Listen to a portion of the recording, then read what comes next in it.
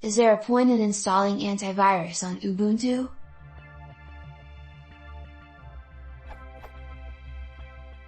I have recently started using Ubuntu. I am wondering about the point of installing antivirus programs on Ubuntu.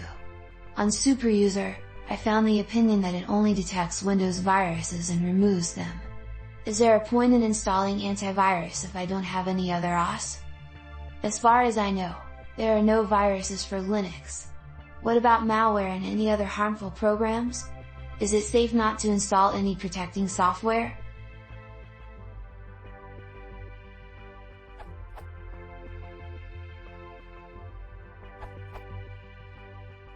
This is simply not true. There are many types of malicious code which can be run on Linux. The point is, and the misunderstanding, is that there is significantly less when compared to Windows. For whatever reason it's become commonplace to use ARV on Windows. This URL. There are a few ARV programs for Linux. There is also more information on SuperUser. The rest of my answer is copied from the answer of that post.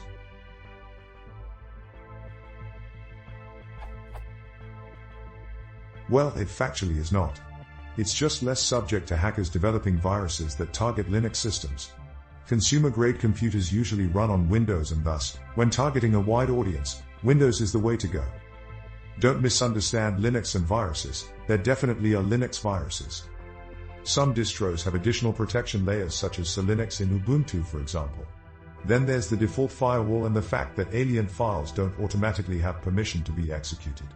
Specific execution permission has to be granted before execution is possible.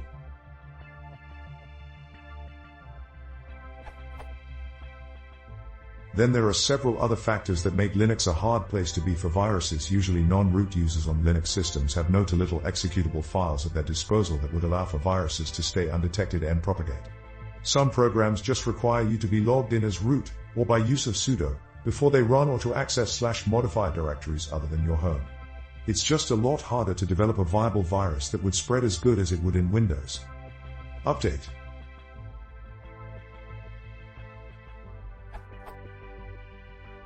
As mentioned below, most machines that run Linux are either servers that are run by people who know a thing or two about what they're doing. People that run Linux for desktop use usually choose to and also do know what they're doing.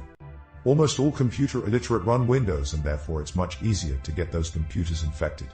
Hey, this machine tells me that I have my virus and I have to purchase this antivirus program called Fake a Trojan Hunter to get rid of it. Okay, let's do it. Because no Linux distribution/installation is equal per se, it's harder to develop malware that would infect them all as efficient as possible. Furthermore, almost all software run on Linux is open source, making malware much more easily detectable since its source is open to the public.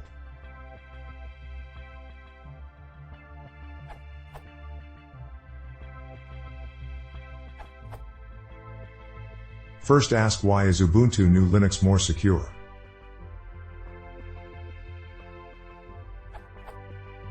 As it is mostly, unless you install non-free, free software, Software Libre, the source code is available, Freedom 1, the freedom to study how the program works, making it harder to hide malicious code.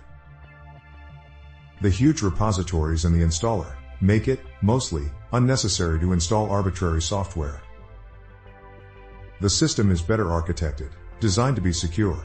If a virus is written that exploits a vulnerability, then fix the vulnerability, versus blame the virus and detect when it gets onto the system. Files are not executable by default, no matter what their name or extension. Diversity, different distributions, address randomization and kernel to make bug exploits more difficult, etc.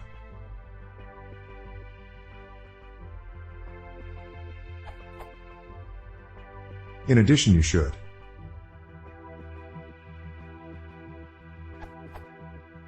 backup regularly. You can use the multi-user feature, even if it is just you using the system. Have a sandbox user for testing new software. Set up Subversion, or Mercurial, or if you are good at using stuff that is hard to use, Git, a revision control system, so when you break something you can roll it back. Then have the repository owned by a user SVN, with no write permission to anyone else. Then use tunneling, SSH, to connect. That way if your account is compromised, the intruder can break things, but the old state will be in the repository, and cannot be deleted. Look into configuration management, for example CF Engine, Puppet, Chef, or perhaps the fairly new Ansible.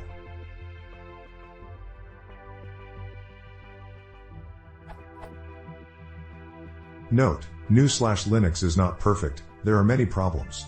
There is currently research into new ways to improve security. But it is still better than the rest, possible exception of some of the BSDs.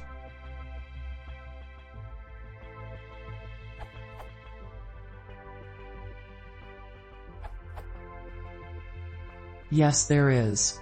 Imagine that you have a file with a Windows-only virus as part of the payload and it passes through your Linux machine. You have the opportunity to remove it before it is sent with email or on a USB stick to a friend. If this happens, the virus is now on his Windows machine.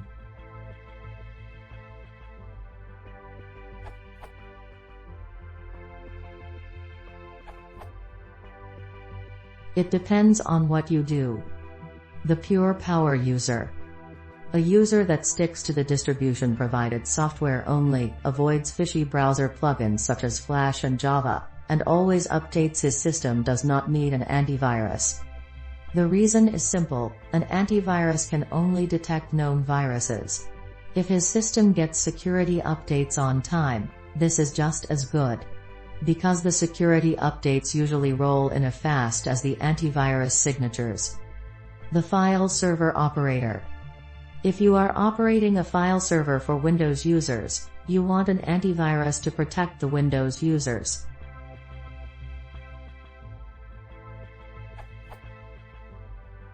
The player.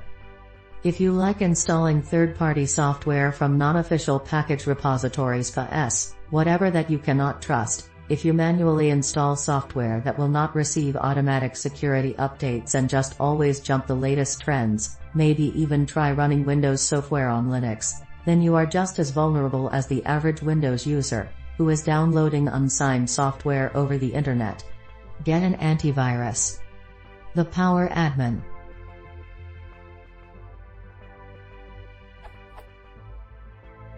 The Power Admin writes his own tool that frequently computes checksum for key parts of his system and sends them off-site for comparison. Since most of the files come from official software packages, there exists a known truth of correct checksum. Any modification of a system file is quickly detected, but since his checksum service is not off-the-shelf but a custom solution, any attacker misses this hidden trap, and triggers the alert. There exist off-the-shelf solutions such as Tripwire, but they are fairly easy to disable. If the virus actually gets that far, and isn't earlier stopped by sandboxes and Linux policies handcrafted by the admin in minutious fine-tuning, an antivirus provides virtually no benefit here.